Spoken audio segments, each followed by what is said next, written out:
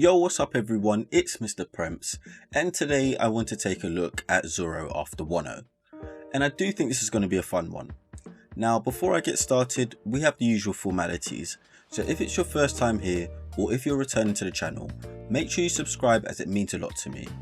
And if you like anything I've had to say in this video, make sure you leave a thumbs up as it helps me out so much with that YouTube algorithm. And lastly, make sure you check out the Void Century Club forum, in which I'll leave a link to in the description to this video. But now the formalities are out of the way, let's get into it. So Zoro, what can I say? I absolutely love Zoro. I love him as a character and could go on and on about some of my most favourite moments from him. But I've done that already, so let's start off in Wano. As I'm recording this, we are one chapter away from what will be the legendary chapter 1000, and Zoro is currently in the thick of things. I expect Zoro to have a massive part in this battle, and although I'm not necessarily a Zoro Kills Kaido stan, I'm not silly enough to completely dismiss it, as I for sure am 99.9% positive that Zoro will be in the fight against Kaido, and I'm positive that he will indeed damage him too, as the foreshadowing is beyond obvious. However, before I go into any more detail regarding that, I want to draw our attention to Zoro's goal and the power up that he's received and how much more he could grow in this battle. So, Wano, the land of samurai. For me, this is where we should see Zoro shine the most. He's already received the power up in Enma, and I can see so much more happening for him. Now straight from the get go, I believe Zoro already knows some form of Ryo. And correct me if I'm wrong, but I think a combination of his knowledge alongside his use of Enma most certainly can do a lot of damage to Kaido. What now feels like many chapters ago, we saw the scabbards in a battle with Kaido, causing some sort of damage, bringing out the PTSD in Kaido as to how they were damaging him using Oden's Ryo. And quite frankly, I expect Zoro to exceed this level, or at least match it in the beginning of this battle against Kaido. Enma being a sword that has damaged Kaido in the past seems like it's going to be significant once again. I can see Kaido going back to that state of shock once seeing Zoro wielding Enma and then using that first strike to cut him down, so much that his wound begins hurting again. However, I don't think that would be enough, and I think Zoro will have to take it to the next level. We can all see the 2 slashes engraved on Kaido and the scar there to show it. But what's better than 2? Well, Zoro's 3 sword style. What if Zoro was able to use his 3 sword style to damage Kaido, using Enma and Sandai Kitetsu to reopen the previous wounds left by my goat, Oden, and then using Wado Ichigoji to open up a new wound on Kaido? Now that is something that I would truly be amazed by and something that I really want to see. However, I don't know if just having Enma as a power up is enough. And yeah, for sure it's not only going to be Zoro in this battle against Kaido. It's pretty much a given that Luffy will be in this fight, and also the likes of Eustace Kid and Killer. But we're talking about Zoro here, and really, post Wano, Oda should be portraying Zoro as basically right hand commander level or close enough to it.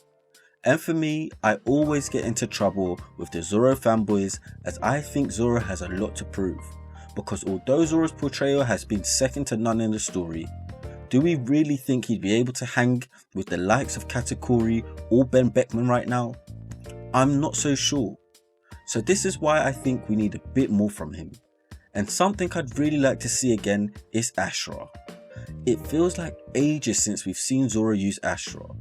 And now he has Enma, just how strong could such a move be? Let's just play into my headcanon for a bit, and let's imagine Zoro attacking Kaido. He's attempted his 3 sword style, which caused damage but not enough, and now he has to take it to that next level and he needs more. Can we imagine Zoro using Ashura, which is a 9 sword attack, inflicting 9 deepened wounds on Kaido, which in turn represents Oden's 9 scabbards? Coincidence or not? I think it would be really fitting, but that's just me getting ahead of myself. But post Wano, there's 2 things I think Zoro must achieve.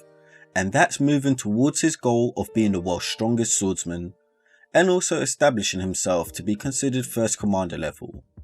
So those of you who have seen my post Wano Luffy video, would have seen that I speak about Luffy potentially awakening his devil fruit in Wano, and I'm going down a similar route in regards to a power up for Zoro. However, I believe that Zoro will have to attain a Black Blade throughout his time in Wano. Mihawk told us that anyone can attain the Black Blade. However, none of us actually know how. I don't even think that Zoro, who trained with him, knows how to.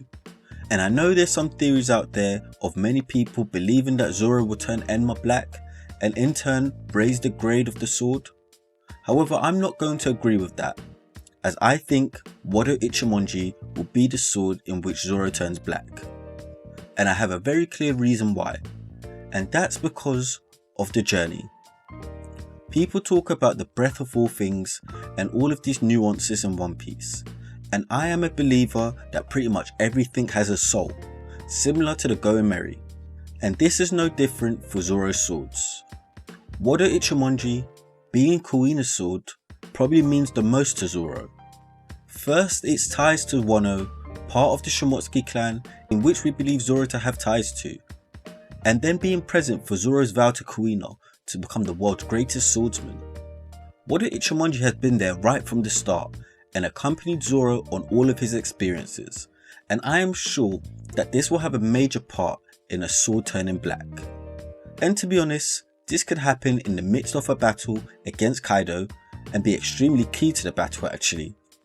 Furthermore, post this battle, can you imagine how the people of Wano would react to Zoro the samurai who has a sword forged by the great Shimotsuki Zoro, turned his sword black and took out Kaido?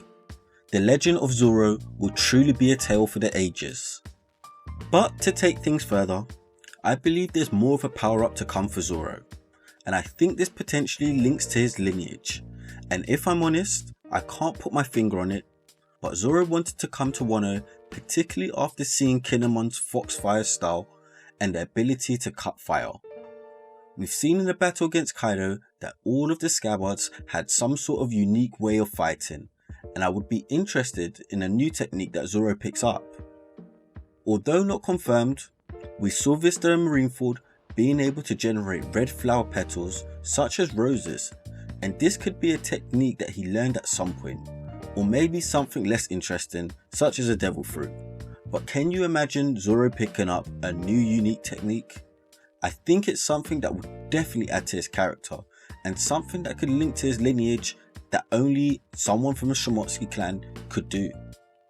I've spoken before on how I expect the Straw Hats in general to start making larger waves across the world, and to basically be considered a Yonko level crew. And to me, they're currently at the point where they're actually breaking into that zone, and I believe Zoro to be very key in that. It's a toss in the air whether Zoro has another fight outside of Kaido, which I think he should, in order to see his strength flushed out, and I also think it will give us a good opportunity to power scale him.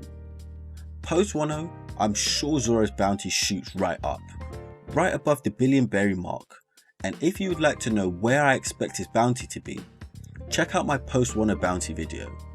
But Zoro is a character with basically untapped potential, and I truly feel that post Wano he's going to be considered a bigger threat than he already is. I've done comparisons of Rayleigh and Mihawk in the past, and honestly this is the level that Zoro is looking to exceed. Is Zoro going to be the greatest swordsman to come to Wano since the passing of Odin? We know what significance Odin holds, and post Wano I expect Zoro to be held to that regard. I haven't even spoken on the potential haki upgrades, such as Conqueror's haki, which so many people believe Zoro either has or will have. And the reason for this is because I think Zoro has had his big haki upgrade already, with being able to tame Enma. Therefore, as I mentioned previously, the power-ups for Zoro will be the Black Blade and a sword technique, which should take him that one step closer to surpassing Mihawk. But honestly, I'm so excited to reach chapter 1000, and then seeing how the battle in Wano progresses. We've seen some matchups teased, but if you ask me, I literally have no idea who's going to fight who. I'm excited for Luffy, Zoro and Co all to reach the top of Onigashima and seeing what Zoro is going to bring to this battle. Because yes, as it stands, there's a cult of Zoro Kills Kaido fans, and how upsetting would it be for them if he doesn't? I personally couldn't care less, because I have total and utter faith in Oda. He hasn't let me down yet, and I don't expect him to start now.